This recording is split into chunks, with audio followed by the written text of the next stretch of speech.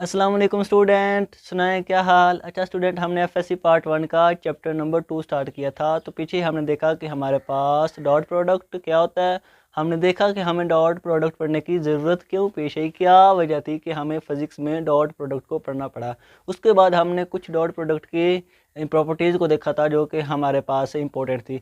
आज हम देखेंगे कि हमारे पास डॉट प्रोडक्ट में से जो हमारे पास इंपॉर्टेंट एमसीक्यूज़ और न्यूमेरिकल पीपीएससी और ई कैट रैम कैट के में आते हैं, हम उनको डिस्कस करेंगे। तो मेरा नाम जाहिद इमरान और आपका ये चैनल फिजिक्स एकेडमी। तो चलें शुरू करते हैं। सबसे पहले हम एमसीक्यूज़ को देखेंगे। स्टूडेंट, मैं स्टेटमेंट पढ़ूंगा, नीचे ऑप्शन आएंगे, आपने उनमें से एक को टिक कर लेना है। तो सब पहले एमसीक्यूज़ को करेंगे, उसके बाद जो इंपॉर्टेंट न्यूमेरिकल होंगे हम उनको डिस्कस करेंगे। तो चलिए शुरू करते हैं। हमारी का जो हमारा पहला है वो कहते हैं हमारे पास आई डॉट जे क्रॉस अगर के हो तो हमारे पास वो किसके इक्वल होगा। हमारे पास स्टूडेंट एमसीक्यूज़ क्या है कि हमारे पास आई डॉट जे क्रॉस के है तो वो हमारे पास किसके इक्वल होगा। स्टूडेंट, ये जो क्रॉस प्रोडक्ट है इसको याद करने के लिए बस आप ये याद कर लें, हमारे पास आई जे के ये ऐसे होता है स्टूडेंट। हमारे पास आई क्रॉस जे के इक्वल होता है, के क्रॉस आई जे के इक्वल होता है और जे क्रॉस के हमारे पास आई के इक्वल होता है। तो आपने इसको याद कर लेना है। अब हम देखेंगे कि हमारे पास जे क्रॉस के किसके इक्वल होता है। तो हमने आई को ऐसे ही रहने दिया, जे क्रॉस के हमारे पास होता है आई के, जे क्रॉस के हमारे पास होता है आई के, तो हमने इधर आई लिख लिया। अब हम देखते हैं कि हमारे पास ये किसके इक्वल आता है। तो हमने इसको दोबारा ऐसे लिख सकते हैं स्टूडेंट, आई डॉट आई। तो हमें पता है कि जब भी हमारे पास आई डॉट आई होगा, सेम यूनिट वेक्टर का डॉट प्रोडक्ट होगा तो वो हमारे पास 1 के इक्वल आएगा। इसको हम ऐसे लिख सकते हैं ना, आई कोज एंगल। तो हमारे पास आई की जो हमारे पास मैग्नीट्यूड है वो भी 1, इसकी भी 1, और कोज हमारे पास सेम वेक्टर है तो इनके दरमियान एंगल 0 होगा। तो ये हमारे पास कोज 0 1 होता है, तो हमारे पास ये किसके इक्वल आ जाएगा 1। तो इसका क्या मतलब, आई डॉट जे क्रॉस के किसके इक्वल है हमारे पास 1 के। अब हम देखते हैं कि हमारे पास दूसरा एमसीक्यूज कौन सा है। अब वो हमारे पास कहता है कि आप 2 वेक्टर लो। एक वेक्टर वो कहता है ए, उसकी मैग्नीट्यूड 3 है, बी वो कहता है इसकी मैग्नीट्यूड हमारे पास 4 है, और वो ये कह रहा है कि इनका जो रिजल्टेंट है वो हमारे पास आ रहा है 5। तो वो ये कह रहा है कि आप डॉट प्रोडक्ट निकालो किसका, ए और बी का, ए और बी का आप डॉट प्रोडक्ट निकालो। क्या स्टूडेंट, दोबारा सुन लें, वो कह रहा है कि ए की मैग्नीट्यूड 3 है, बी की मैग्नीट्यूड 4 है, और इनके रिजल्टेंट ये 2 वेक्टर हैं, इन वेक्टर की मैग्नीट्यूड से जो रिजल्टेंट हमारे पास बन रहा है वो उसकी मैग्नीट्यूड कितनी है 5। तो वो ये कह रहा है कि इनका डॉट प्रोडक्ट बनाओ। अब हम देखते हैं कि डॉट प्रोडक्ट हमारे पास क्या होता है। ए डॉट बी हमने उसने निकाला है, ए डॉट बी का डॉट प्रोडक्ट निकाल लो। तो हम क्या करेंगे, ए डॉट बी, ये दोनों वेक्टर हैं, ए की मैग्नीट्यूड बी की मैग्नीट्यूड हमारे पास होता है कोज एंगल है। हमें उसने ए की भी मैग्नीट्यूड दी है, बी की भी दी है, और पूछ रहा है कि डॉट प्रोडक्ट निकालो। तो हमें क्या चाहिए, ये वाला एंगल चाहिए। तो अब हम देखते हैं कि हम एंगल कैसे निकालते हैं। तो स्टूडेंट, उसने ये भी आगे हमें इन्फॉर्मेशन दी है कि रिजल्टेंट उसका 5 है। तो हमें रिजल्टेंट का फार्मूला आता है, हमें पता है R1 का स्क्वायर प्लस R2 का स्क्वायर प्लस 2R1 R2 कोज एंगल, ये उसके ऊपर अंडर रूट आ जाता है। तो अब हम वैल्यू पुट कर देते हैं। R1 हमारे पास 3 है, 9 आ जाएगा, ये हमारे पास 16 आ जाएगा, और अगर इसकी वैल्यू पुट करें 3 4, अगर हम कोज 90 पुट करें स्टूडेंट, क्या कोज 90 पुट करें तो हमारे पास फाइनली, अगर कोज 90 पुट करें तो हमारे पास ये किसके इक्वल आएगा 5 के। जब हम एंगल 90 पुट करेंगे उस वक्त हमारे पास 5 आएगा, क्योंकि हमारे पास ये सारा 0 हो जाएगा, कोज 90 0 होता है, और ये हमारे पास 9 और 16 हमारे पास मिलकर 25 बन जाएंगे, और ये हमारे पास आ जाएगा 5। तो 5 हमारे पास स्टूडेंट रिजल्ट कब आया, जब हमने एंगल 90 का लिया, ए और बी के दरमियान एंगल 90 लिया, कोज 90 0 हो गया, ए और बी का स्क्वायर हमारे पास 5 आ गया, तो यहाँ से हमें एंगल मिल गया कितना है 90 का। तो अब हम इधर 90 पुट कर देते हैं। ए हमें पता है 3 है, और बी हमारे पास 4 है, और कोस हमारे पास 90 है, तो ये हमारे पास ओवरऑल ए डॉट बी 0 आ जाएगा। स्टूडेंट, 2 वेक्टर जिनकी मैग्नीट्यूड हमारे पास 3 और 4 थी और उनका रिजल्टेंट 5 था, तो अगर हम उन 2 वेक्टर ए और बी का डॉट प्रोडक्ट ले तो वो हमारे पास क्या आ रहा है 0 आ रहा है। वो हमारे पास स्टूडेंट क्या आ रहा है 0 आ रहा है। बहुत ही इंपॉर्टेंट एमसीक्यूज है। अब नेक्स्ट हम देखते हैं स्टूडेंट तीसरा एमसीक्यूज। वो कह रहा है कि हमारे पास तीसरा MCQ स्टूडेंट वो ये हमारे पास कह रहा है कि अगर इधर J हो और I ये क्रॉस K हो तो ये हमारे पास किसके इक्वल होगा। तो स्टूडेंट आपने ये खुद करना है, आप वीडियो को पॉज करें और इसको देखते हुए आपने ये MCQs खुद सॉल्व करें, इंशाल्लाह आपका हो जाएगा। तो अब हम देखते हैं कि J क्रॉस K हमारे पास किसके इक्वल है। तो I डॉट J हमारे पास K के इक्वल होता है, K क्रॉस I हमारे पास J के इक्वल होता है, K क्रॉस I J के इक्वल होगा। लेकिन इधर उन्होंने क्या दिया हुआ है I क्रॉस K। तो जब उल्ट हो जाएगा तो हमारे पास जो रिजल्टेंट होगा उसके साथ हम नेगेटिव लगा देंगे। अगर K क्रॉस I होता तो J लगा देते, लेकिन अब I क्रॉस K तो हमने क्या लगाना है माइनस J। तो ये हमारे पास रिजल्ट आ जाएगा माइनस J। अब हम देखेंगे इसका रिजल्टेंट क्या होगा, तो माइनस बाहर आ जाएगा और वही हमारे पास दो यूनिट वेक्टर का डॉट प्रोडक्ट जो कि आपस में सेम हो, एक जैसे, उनका डॉट प्रोडक्ट हमारे पास 1 के इक्वल होता है। तो हमारे पास रिजल्ट क्या आया -1। स्टूडेंट ये ऐसे नहीं, हम ये तो बस याद करने के लिए I cross J is equal to K ही हम देखेंगे नेक्स्ट हम जब क्रॉस प्रोडक्ट पढ़ेंगे तो उसमें ये बिल्कुल इसका कंसेप्ट है कि आई क्रॉस जे कैसे के एक इक्वल आता है, क्यों हम ले रहे हैं, ये तो बस याद करने का एक मेथड है। तो इसमें हमारे पास क्या आया, ये जो हमारे पास सारा था वो किसके इक्वल आ गया -1 के।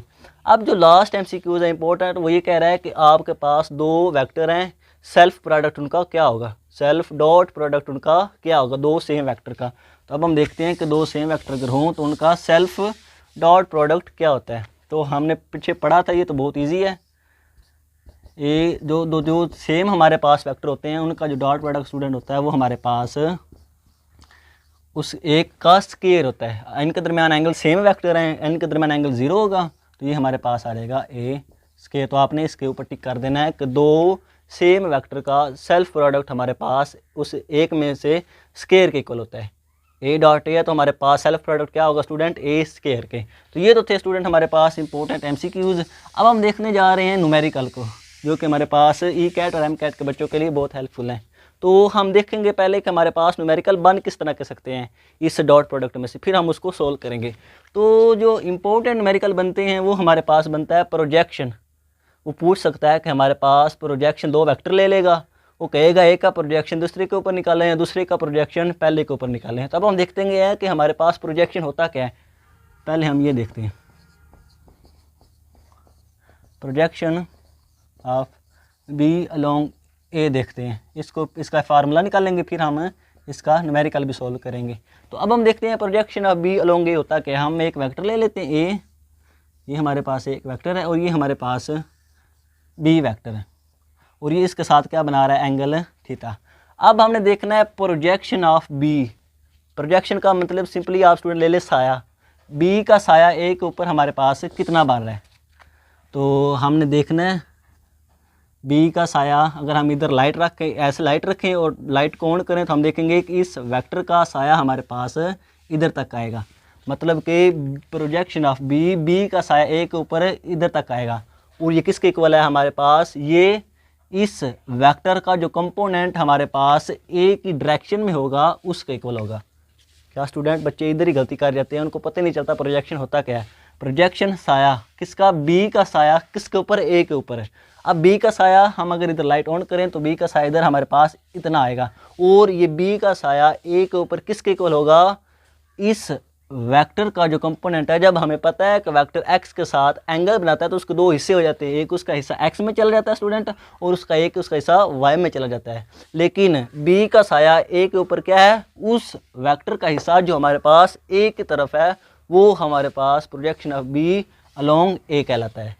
बी का साया ए के ऊपर क्या है स्टूडेंट, उस बी वेक्टर का ए की डायरेक्शन में हमारे पास जो वेक्टर है, जो कंपोनेंट है, वही हमारे पास प्रोजेक्शन ऑफ बी अलोंग ए होगा। तो क्या स्टूडेंट बी का इधर हमारे पास कंपोनेंट क्या बनेगा, बी कोस एंगल। अब ये हमारे पास है प्रोजेक्शन ऑफ बी अलोंग ए। अब हम निकालेंगे हमारे पास ये कितना होता है, तो इसको हम इधर निकाल लेते हैं। अब हमें पता है कि ए डॉट बी अगर हम निकालें तो किसके इक्वल होता है, ए बी कोज एंगल। अगर हम यहाँ से, अब हमें क्या चाहिए, बी कोज एंगल चाहिए ना, अब हमें ये चाहिए तो हम ये यहाँ से निकाल लेते हैं। कोज एंगल स्टूडेंट हमारे पास होता है, ये ए डॉट बी वेक्टर होंगे, ये वेक्टर ऐसे ही आ जाएंगे और ये हमारे पास नीचे आ जाएगा ए बी। अब ये हम वैल्यू इधर पुट कर देते हैं। जब हमने वैल्यू पुट की तो हमने देखा कि प्रोजेक्शन ऑफ बी अलोंग किसके इक्वल आया, हमने वैल्यू पुट की क्या, ए डॉट बी, नीचे हमारे पास क्या है मैग्नीट्यूड। हमने देखा कि बी हमारे पास ये मैग्नीट्यूड है स्टूडेंट, नीचे जो आती है वो हमारे पास मैग्नीट्यूड है, और ये भी हमारे पास बी मैग्नीट्यूड था।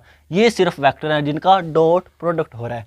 तो बी हमारे पास बी से कट गया, पीछे हमारे पास क्या बचा, पीछे स्टूडेंट हमारे पास बच गया A dot B divided by A magnitude. ये हमारे पास स्टूडेंट होता है B projection of B, B का साया किसके ऊपर है, ए के ऊपर, ये हमारे पास होता है। जिसको स्टूडेंट हम इधर लिख लेते हैं, समझ हमने लिया है कि हमारे पास बी का साया ए के ऊपर कितना है। तो इसको हम लिख लेते हैं, कितना है स्टूडेंट, ए बी ओवर ए की मैग्नीट्यूड। स्टूडेंट हम इसको इस तरह भी लिख सकते हैं कि हमारे पास ए वेक्टर और ए की मैग्नीट्यूड किसकी इक्वल होती है। स्टूडेंट याद करें पीछे पढ़ा था कि वेक्टर और उसकी मैग्नीट्यूड किसकी इक्वल होती है, यूनिट वेक्टर के। यूनिट वेक्टर किसके इक्वल होता है, ए वेक्टर। अगर ए का यूनिट वेक्टर लें तो वो उसके वेक्टर और नीचे हम उसकी मैग्नीट्यूड के साथ उसको डिवाइड कर दें तो जो रिजल्टेंट हमारे पास क्वांटिटी आती है वो यूनिट वेक्टर होता है। अगर हम एक वेक्टर को उसी की मैग्नीट्यूड के साथ नीचे डिवाइड कर लें तो हमारे पास जो रिजल्टेंट आएगा वो यूनिट वेक्टर कहलाता है। तो ये वही केस बन रहा है, ये हमारे पास आ जाएगा बी वेक्टर आ जाएगा। बी वेक्टर हमने ऐसे ही लिख लिया और साथ में आ जाएगा ए यूनिट वेक्टर। तो स्टूडेंट ये था projection of B along A, B का साया ए के ऊपर ये बन रहा था। अब ये क्या शो कर रहा है, देखो प्रोजेक्शन ऑफ बी अलोंग ए की डायरेक्शन में, बी का साया ए की डायरेक्शन में। तो ए की डायरेक्शन कौन बताएगा, वेक्टर की डायरेक्शन स्टूडेंट हमेशा उसका यूनिट वेक्टर ही आकर बताता है। ये हमारे पास ए यूनिट वेक्टर था जो कि इस बी वेक्टर की डायरेक्शन बता रहा है, बी वेक्टर का साया ए की तरफ है। यही हमें बता रहा है कि जो बी वेक्टर है उसकी डायरेक्शन किस में है, ए यूनिट वेक्टर ए की डायरेक्शन में है। मतलब कि प्रोजेक्शन ऑफ बी अलोंग ए किसके इक्वल होगा, बी और ए का यूनिट वेक्टर। तो जिसके अलोंग होगा उसका हमने यूनिट वेक्टर ले लेना है और बी जिसका साया होगा उसका हमने वेक्टर ले लेना है। तो अगर वो हमारे पास ये पूछे स्टूडेंट कि फ़र्ज़ करो projection of A along B, A along, वो स्टूडेंट ये भी पूछ सकता है ये तो हमने सारी कैलकुलेशन किसके लिए निकाली, बी का साया ए के ऊपर। अब वो ये भी तो पूछ सकता है कि ए का साया बी के ऊपर क्या होगा। तो हमने क्या करना है, हमने क्या निकाला कि जिसका वो साया पूछता है उसको पहले लिख लेना है और जिसकी डायरेक्शन में उसको हमने यूनिट वेक्टर ले लेना है। तो अब projection of A along B, मतलब बी का हम यूनिट वेक्टर लेंगे, ये हमारे पास बी का यूनिट वेक्टर आ गया और ए हमारे पास उसका वेक्टर आ जाएगा। ये डॉट प्रोडक्ट नहीं होंगे, ये हमारे पास ऐसे आ जाएगा। मतलब कि प्रोजेक्शन ऑफ ए का साया बी की तरफ, ये है, यही हमें बता रहा है कि ए का साया बी की तरफ है, बी का यूनिट वेक्टर है, उसकी डायरेक्शन बी के यूनिट वेक्टर की तरफ है। तो इस तरह के हमारे पास न्यूमेरिकल बन सकते हैं डॉट प्रोडक्ट में से। अब हम एक न्यूमेरिकल निकालते हैं, ये फार्मूले हम लिख लेते हैं इधर साइड पे, इनको हम यूज़ करेंगे। B vector A unit vector और ए वेक्टर हमारे पास आ जाएगा बी यूनिट वेक्टर के। अब हम निकालते हैं न्यूमेरिकल, एक क्यूट सा न्यूमेरिकल सोल्व करते हैं और देखेंगे कि हमारे पास ये फार्मूला किस तरह हम अप्लाई कर सकते हैं। ये तो था projection of A along B. अब वो कहता है कि हमारे पास ए वेक्टर है, उसकी मैग्नीट्यूड वो कहता है कि ये ए मैग्नीट्यूड वो ये वेक्टर देता है। अब दूसरा वो ये वेक्टर कहता है कि हमारे पास जो दूसरा वेक्टर है वो हमारे पास किसके इक्वल है, 2i और प्लस 3j। और नेक्स्ट वो ये पूछता है निकालें प्रोजेक्शन ऑफ बी अलोंग ए, मतलब कि बी का साया आपने ए की डायरेक्शन में निकालना है। तो हमने पीछे अभी तक पढ़ कर आया कि हमने बी का साया ए की डायरेक्शन में कौन सा निकाला था, ये वाला। तो हमें ये चाहिए, सिंपली हमें ये चाहिए। तो ये हमारे पास किसके इक्वल होगा, बी वेक्टर आ जाएगा और साथ में ए उसका यूनिट वेक्टर आ जाएगा। अब हमें सारी वैल्यू पता है, बी हमें पता है, वेक्टर के फॉर्म में ए का यूनिट वेक्टर चाहिए। तो अब हम ए का यूनिट वेक्टर निकालते हैं। तो ए का यूनिट वेक्टर स्टूडेंट किसके इक्वल होता है, ए वेक्टर ओवर ए की मैग्नीट्यूड। जब हम एक वेक्टर को उसी के मैग्नीट्यूड के साथ डिवाइड कर दें तो रिजल्टेंट हमारे पास यूनिट वेक्टर आता है। तो अब हमारे पास ए वेक्टर क्या है, ए वाला आई प्लस जे और नीचे इसकी मैग्नीट्यूड आ जाएगी। तो हमें पता आई के साथ स्क्वायर कर दे, जे के साथ स्क्वायर कर दे, अंडर रूट ले लें तो वो हमारे पास मैग्नीट्यूड बनती है। तो आई के साथ 1 है, इसके साथ भी हमारे पास 1 है, स्क्वायर किया, अंडर रूट लिया और हमारे पास ये फाइनली क्या बन जाएगा, आई प्लस जे डिवाइडेड बाय 1 + 1 आ जाएगा 2√। ये तो था हमारे पास ए यूनिट वेक्टर। अब हमें क्या चाहिए, साथ में बी वेक्टर चाहिए, तो अब हम इधर वैल्यू पुट कर देते हैं। हमें ए यूनिट वेक्टर मिल गया है, बी हमें पता है कि 2i प्लस किसके इक्वल है 3j के। ये हमारे पास बी वेक्टर आ गया। ए यूनिट वेक्टर क्या था हमारे पास स्टूडेंट, i प्लस जे नीचे 2 का अंडर रूट। अब हमें पता है कि ये डॉट प्रोडक्ट हो रहे हैं आपस में, तो अब हम क्या करेंगे स्टूडेंट, इनका डॉट प्रोडक्ट ले लेंगे।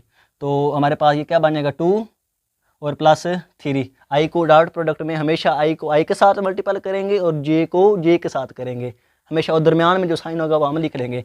तो आई को आई के साथ किया 2 बन गया, प्लस जे को जे के साथ किया तो 3 बन गया, और नीचे हमारे पास ऐसे ही 2√, आ जाएगा। और ये किसके इक्वल होगा 5/2 तो इस तरह के हमारे पास न्यूमेरिकल ई कैट और एम कैट में से आ सकते हैं। ये तो स्टूडेंट मैंने आपको सारी डिटेल बनाकर देख के कैसे प्रोजेक्शन ऑफ बी अलोंग ए निकालते हैं। सिंपली आपने फार्मूला, आपने कंसेप्ट ज़हन में रखना है, और ये वाले दो फार्मूले होंगे, आपने इनको याद रखना है बस। आपने और कुछ भी नहीं करना, कंसेप्ट आपके ज़हन में होना चाहिए कि वो पूछ क्या रहा है, एवं रट्टा नहीं मार लेना, बस कंसेप्ट याद करना है। इन दो फार्मूलों को आपने ज़हन में रखना है, और जैसे वो न्यूमेरिकल पूछे आपने कुछ भी नहीं करना, टाइम बहुत थोड़ा होता है, आपने फ़ौरन सिंपली ऐसे कैलकुलेशन की स्टार्ट कर देनी। बी वेक्टर हमें दिया हुआ होगा, ए भी दिया होगा, पहले आपने एक ही आप अपने यूनिट वेक्टर निकाल लेना है, जैसे यूनिट वेक्टर आएगा उसको आपने पुट करके ये वैल्यू निकाल देनी। तो ये बस 1 मिनट का काम था, मैंने तो आपको सारा डिटेल बनाकर दी। तो ये तो था हमारे पास डॉट प्रोडक्ट में से जो इंपॉर्टेंट MCQs और न्यूमेरिकल बन सकते थे। तो आई होप आपके सारे कंसेप्ट क्लियर हो गए हैं। आज के लिए इतना, इंशाल्लाह मिलेंगे अगली वीडियो में। ओके, अल्लाह हाफिज़।